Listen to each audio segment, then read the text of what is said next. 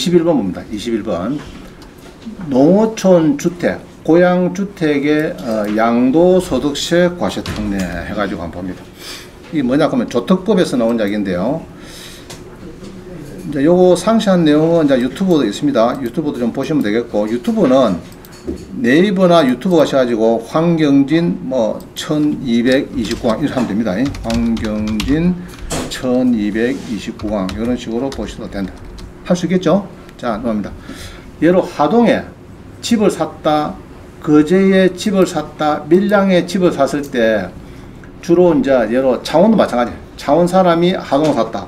서울, 경기도, 인천, 대전 사람이 요걸 샀다. 예로 거제를 샀다, 밀양 샀다. 이럴 때 이제 1세대 1주택 비과세는 기본적으로 2년 지나면 되죠. 여러분들이 되는데 아파트를 뭐 한 10년간 했는데 요것도 사라. 그럼 중개사가 자 서울 전화 왔어요. 하동이나 거제나 밀양에 좋은 뭐 싸고 좋은 거 집이 있으면 하나 사겠다 이렇게 전화 왔어요. 그러고 사라 해도 안 사는 사람이 많아. 왜냐 그러면은 1세대 1주택 비과세를 해갖고 양도소득세를 비과세 감면 100% 받아야 되는데 그거 지장을 받으니까. 근데 이제 지장을 안 받는 경우가 있고 받는 경우가 있어요. 자 봅시다. 하동 같은 경우는 봅니다. 금액이 일단 3억이 넘죠. 여기에 이제 시가 표준을 해야 되니까 아마 내가 볼 때는 3억이 안 될 것 같아요. 감정은 이 나왔지만은 그게 이제 문제 같고, 그 다음에 거제시 같은 거 요 동은 도시지역 안 됩니다. 도시지역, 주거, 상업, 공업, 녹지지역 그건 안 되고 관리지역하고 뭐 농림지역 이런 거 있죠. 자연환경입니다. 그것만 된다 이죠. 밀양 요거는 이제 아마 될 것 같고 느낌이 그렇습니다. 자, 한번 보겠습니다. 22에 3249.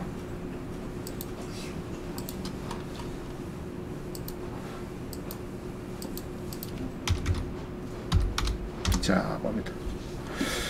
자, 하동 악양면에 뭐 주택이 나왔어요. 여러분들이. 땅도 1100평, 크죠? 1100평에 건물이 100평입니다. 100평인데 3억 5,500에서 1억 4,500, 41% 떨어진 주택입니다. 주택. 자, 악양면. 저기에 우리 토지 작가 어디 하동은 참 좋아요. 인구가 많이 들어옵니다. 경남에서 유입 많이 들어와요. 자, 이런 땅입니다. 이런 땅인데 여기에 이제 집이 있고 땅은 조금 모양이 조금 뭐 그렇다 그죠? 이거는 이제 뭐 강이 있는가 봐요. 좀 하천이 있고 그렇습니다. 아주 땅이 멋있습니다. 멋있고 여기서 보면은 이제 이렇게 해서 아마 이런 거 보니까 아마 이 집 같는데 아마 요리 이렇게 막 되어 있는 것 같아. 느낌에 땅이 이렇게 되어 있고 있는 것 같아요. 촌에 이렇게 되어 있는 집인데 예를 들면 마음에 들었다. 그죠? 들었는데 자, 계획관리지역이다. 아이고 밭저이네. 이거 뭡니까 이거? 이거는 농증 받는 제한이 없어요.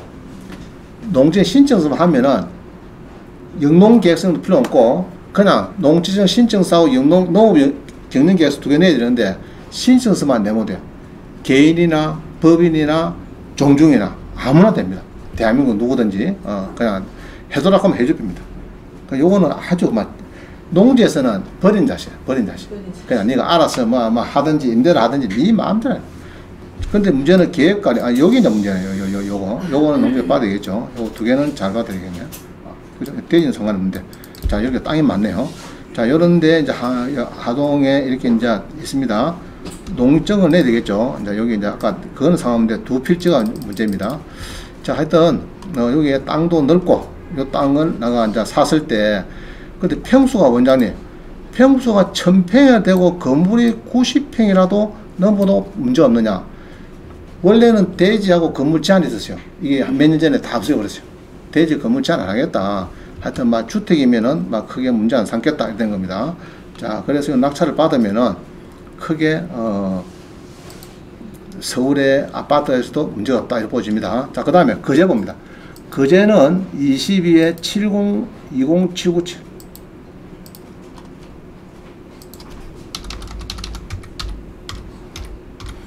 자, 이거 보면은 거제를 보면은 이제 금액은 3억 이하니까 별 문제는 뭐 땅도 문제가 없는데 제가 볼 때는 자, 이거 뭡니까 이거?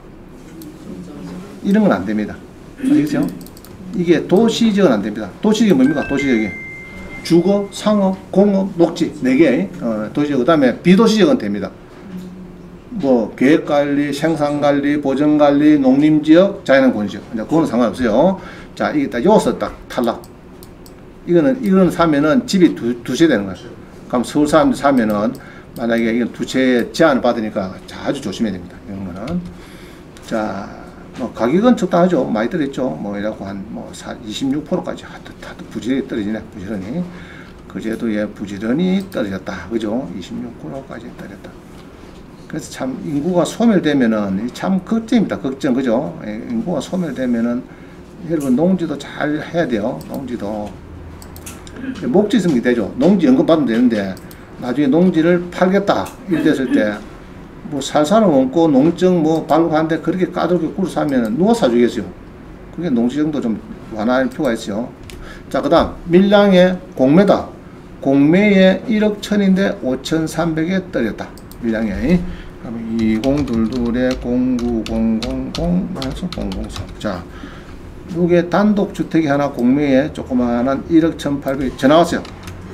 처제야, 너 요새 경공매 배운다면서, 이제, 아집은 이제 저 내려가야 되니까, 하나 싼 거, 주택 하나 있으면 어디 구해둬라. 전화 왔어요. 거기 이제 마음에 드는 거 봅니다.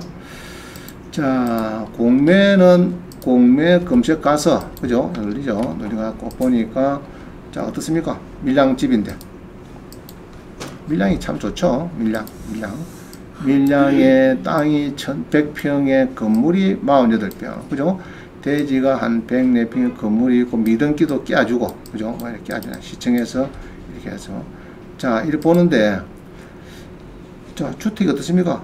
뭐, 그런 대로, 그죠? 뭐, 괜찮은 것 같아요. 주택도 괜찮고, 밀양에 또 나오려는 것도 아니고, 같이 어울려갖고 같이 사는 거고, 뭐, 좋네, 그죠? 뭐, 적당합니다. 로드뷰가 이제 여기서 끊기해서 안 비어서 그러는데, 자, 여기서 한번 볼까요? 보이는가? 어느 집이고? 이 집이가? 모르겠다. 하여튼, 이렇게 해서 이제 떨어집니다. 떨어지는데 문제 있을까 없을까, 이거? 자, 재산 명세를 보니까 어떻습니까? 재산 명세. 대지하고 건물하고 잘 있고, 미등기는 끼워주고, 찌어주고, 그 다음에 체납자를 만나지 못했다. 해놨더죠. 뭐, 임차관계는 체납자를 못 만나고, 전입자가 있습니까? 없습니까? 전입자가 없으면은, 요런 거는, 이 얼마고? 마산 세무서 얼마고?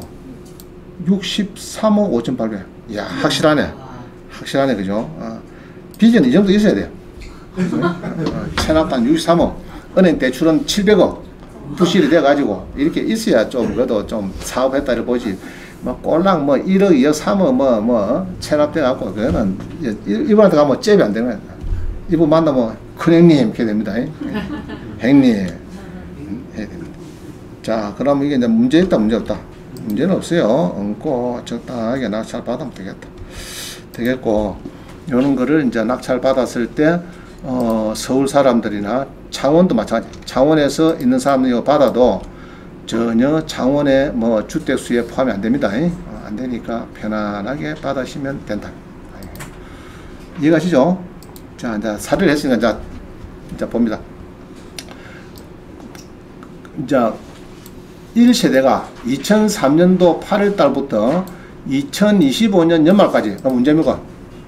내년, 후내년까지 농어촌 주택이 자꾸 연장됐어요. 계속 연장됐습니다. 돼가지고 농어촌 주택에 한 채 주택을 취득해서 3년 이상 보유하고 그 농어촌 주택 취득하기 전에 보유하던 일반 주택을 양도하는 경우에는 그 농어촌 주택을 해당 한 세대의 소유 주택이 아닌 것으로 보아서 한 세대 1주택이 비과세된다. 좀 어렵습니까?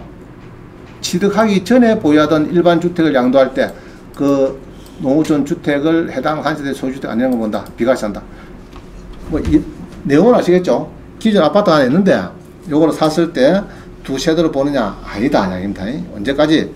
내년 2025년 연말까지인데, 요것도 또 기간 되면 또 넘어갈 겁니다. 이게 왜 생긴다? 그러면요. 옛날에 그 노무현 대통령 때, 미국하고 FTA 뭐 체결했죠? 그래서 체결하면서 농촌의 사람들이 대마하고 난리 났습니다. 누구 죽일 하나, 미국에서 농산물 들어오면 한국 수하고 다 죽는다 해갖고 한 것이, 그러면 농촌을 떠나라. 야, 8년도 떠나노. 그러면 풀어줄게. 이라고 푸는 겁니다. 그러니까 서울 사람들이 쉽게 살 수 있도록, 농촌 주택을 쉽게 살 수 있도록 풀어주고 있는 겁니다. 그래서 그 큰 혜택이 이제 지금 농민들이 이제 알게 모르게 받고 있는 거예요. 자, 적용 대상은 이제 주택이다 이거요. 농어촌 주택의 범위를 보면은 이게 수도권 밖의 읍면이란다. 동도 조금 포함이 되는데 일단 수도권 밖의 읍면. 수도권 아시겠죠? 서울 근교에 수도권 안 되네요. 자, 예로 들었습니다. 창원시 아파트를 한 채를 보유하고 있는데 7개 현적, 고성군, 진주시 이런 거는 김해시 이런 거는 매입하면 안 되고 연접 아닌 9개 지역은 된다 해놨는데, 자, 연접한 건 이렇습니다. 지금 구체로 따져보면 이런 거예요. 자, 창원시를 보면은 창원의 저 서쪽에 보면은 구산면이고 또 뭐가 있습니까? 구산면이 있고. 자, 지도 한번 보자. 네이버 다음에 가서 지도를 봅니다. 지도를 보면은 자, 진동면, 예로 진동면을 보면 이래요.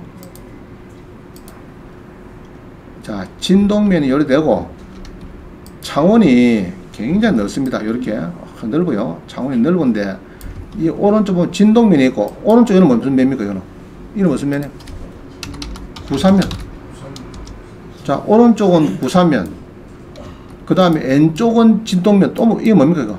진북면. 또 왼쪽은 또 뭐가 있습니까?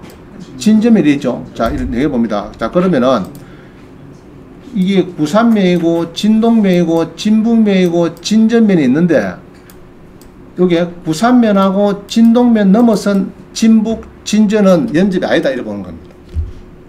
무슨 말이죠? 같은 면인데 옆집 면은 안 되고 떨어진 면은 된다는 겁니다. 예로 구산면에 아파트 하나 있는데 진동면에 아파트는 안 되고 주택은 안 되고 진북이나 진전면은 된다. 그럼 저기 어디고 또 북면이죠. 북면 어창구 북면에 있는 것도 떨어졌으니까 괜찮다.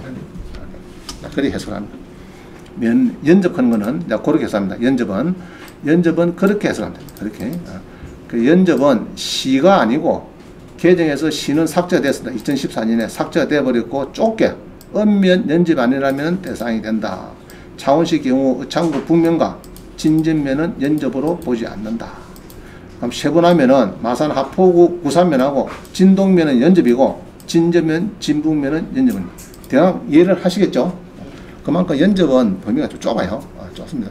그래서 이걸 잘 몰라요. 세무사도 잘 모르더라. 내가 보니까 잘 모르고 예로 들입니다. 마산 하포구에 아파트 하나 있어요. 진전면 저희미 같은 경우 그렇습니다. 진전면에 주택도 하나 있어요. 농어촌 주택이. 그럼 그거 팔 때 그러면 마산에 아파트를 팔 때 두 주택이 되느냐? 그게 아니다 합니다. 진전면에 있는 거는 주택수를 안 본다. 그러면 신마산에 파는 월령동에 있는 거는 팔아도 아무 문제가 없다. 근데 그거를 이 세무사들이나 이 담당자들이 정확하게 안 짚으면은 잘 몰라요. 어떤 사람이 이랬거든, 옛날에. 2014년에 이게 시는 삭제가 되는데 불구하고, 아유, 고성하고 창원시는 연접이니까 창원에 집 하나 있고 고성에 하나 사면은 그건 연접 아닙니까? 그건 아닙니다. 아니에요. 시는 2014년도에 이게 개정이 됐어요. 시는 삭제가 돼버렸어. 삭제되기 때문에 이제 지금 판례성입니다. 판례성. 자, 그렇게 해석하시면 돼. 좁게 해석하면 됩니다. 자, 그 다음에 수도권 안 돼. 수도권. 안 되는데 강화군 옹진군은 된다. 이겁니다. 강화군 옹진군은 된다. 됩니다. 수도권은 일단 안 됩니다. 광역시 안 됩니다. 광역시. 투기지역, 도시지역. 자, 잘 보세요. 도시지역 안 된대. 무슨 말이고? 주거, 상업, 공업지역, 토지거래, 허가구역, 관광단지. 여기서 꼬이면 안 됩니다. 특히 도시지역. 무슨 말이죠? 도시지역은 안 된다. 도시지역은. 그래서 근데 도시지역은 안 된다. 그 정도 아시면 되고. 그래서 웬만한 예로 한산도 뭐 하나 주택을 샀다 이런 건 상관없어요. 여러분들이 상관없다. 그래 보면 됩니다. 금액은 가액 기준은 3억 이하, 3억 이하고 한옥은 4억 이하 이렇게 보면 됩니다. 자, 그 다음에 보유 기간은 취득하고 무조건 3년 이상 보유해야 돼. 의무사항입니다. 의무사항. 자, 서울 아파트를 가 있고 내가 한산도 집을 샀어. 농어가 주택을. 농어촌 주택을 샀는데 저걸 팔았어. 서울 거를. 팔는데 한산도 거를 낙찰받고 1년 만에 서울 거를 팔았어. 그랬더라도 한산도 거는 일단 3년은 등기부상 지름이 딱 올라가야죠. 그게 중요합니다. 자, 추가사항이 나왔다. 추가사항에 반대로 농어촌 주택을 먼저 사고 낙찰받고 일반 주택을 사시면 안 된다. 거꾸로 사면 안 돼. 거꾸로. 기본 일반 주택 있고 농어촌 사야 한자 그걸 봐주겠다. 그 얘기입니다. 이해가시죠? 어려운 거 없습니다. 자, 넘어갑니다. 농어주택 그 정도 하면 될 겁니다. 자, 그러면 기존에 먼저 아파트를 사고 농어촌 주택을 샀다가 이거 팔고 다시 사면 하여튼 농어촌은 없는 걸 보는 거야.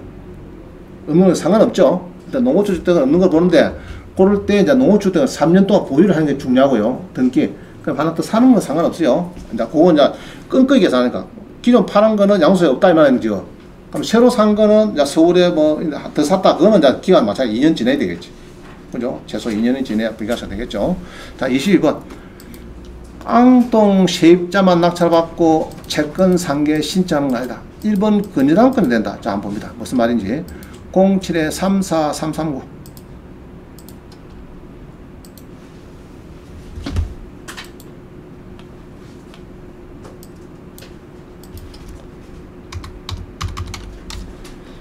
자, 봅니다. 잘 보세요. 여러분이 이제 돈을 빌릴 수는 있죠. 이제 어령의 농지인데, 어령의 농지를 갖고 있는 사람이 이제, 이 미스터 박. 자, 요 사람 입장, 요 사람 입장.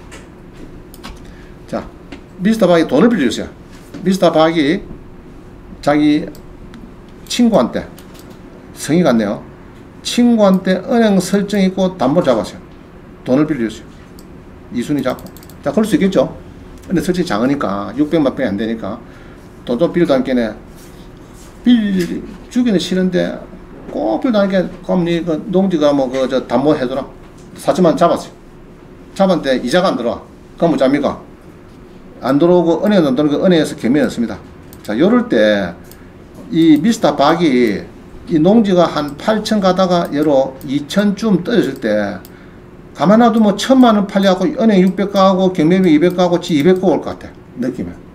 그러면은 4천을 갖고 있는 이 사람이 3천만 낙찰받아도 되느냐? 된다는 겁니다. 되고 내 채권 3천만 원에서 4천만 원에서 제하면 돼. 채권 금액을. 아시겠어요? 그래서 이 사람이 이제 내한테 왔어요. 미스터 박이. 낙찰 받겠대. 자, 그래서 이제 떨어지니까 받자. 이라고 받았어요. 자, 받고 나서 채권 상계 신청을 합니다. 신청서를 내요. 그럼 며칠만 내죠? 일주일 만에. 일주일 만에, 이제 그때는 이제 차액 지급 신고서. 자, 이렇게 해야 되고요. 여기에다가 채권 상계 및 차액 지급 이것을 내면 됩니다. 자, 이렇게 내니까 법원에서 요거를, 상계를 해주잖아. 그러면 잔금을 안 내고, 그럼 결국은 박 씨는, 그걸 냈어요. 얼마냐, 그러면 앞에 선순위 금액 요거, 이거는 이제 은행에서 냈으니까, 요놈 냈으니까, 은행에서 이제 요거죠. 600만. 600만 하고, 은행에서 경매 비용, 지가 4천만 냈죠. 4천만 내고 경매됐는데, 선순위 금액 600만 원은 내라 그러더래. 이거는 직기니까, 지가 받을 거는 낼 필요가 없어요. 그러고 앞집에 있는 거는 내야 돼. 600만 하고, 요게 경매 비용 요거하고, 요거는 냈습니다. 800 내고, 소자로 된 겁니다. 원래 이순이 설정되어 있다가. 자, 다시. 돈을 빌려주고, 건의당을 잡아놨는데, 경매가 들어와서 자꾸 떨어져. 지가 원하는 금액 이하로 자꾸 떨어져 버려. 그럼 그때는 낙찰을 받고 채권 상계를 할 수 있다. 누가? 배당받는 사람 중에서는 아무나 할 수 있는 거야. 여기서 보면은, 이 사람도 할 수 있고, 요 사람도 할 수 있고, 여기 임차에도 좋고, 건의당 잡아 사람도 좋아요. 할 수 있다. 이해가시죠? 할 수 있습니다. 하는 대신에 일주일 만에 채권 상계 신청서를 내야 편하다. 그 얘기를 합니다. 돈 빌려주고 담보 잡은 사람은 경매 넣고 자꾸 떨어지거든. 지가 낙찰 받으면 됩니다. 받아갖고 상계 신청해보면 돼. 그러면 지가 대출이 아까 4천이 있었는데 2천 정도는 낙찰한다고 빼먹으니까 나머지 한 2천 정도는 채권에 남아있는 겁니다. 있고, 그거는 이제 법원에서 부기 함부로 해가지고 그 차용증에다가 방만 찍어놔야 됩니다. 그러면 2천만 남았다, 덜 받았다 하고 이제 그걸 있으면은 그거 갖고 가압류 달 수 있고 막 그런 겁니다.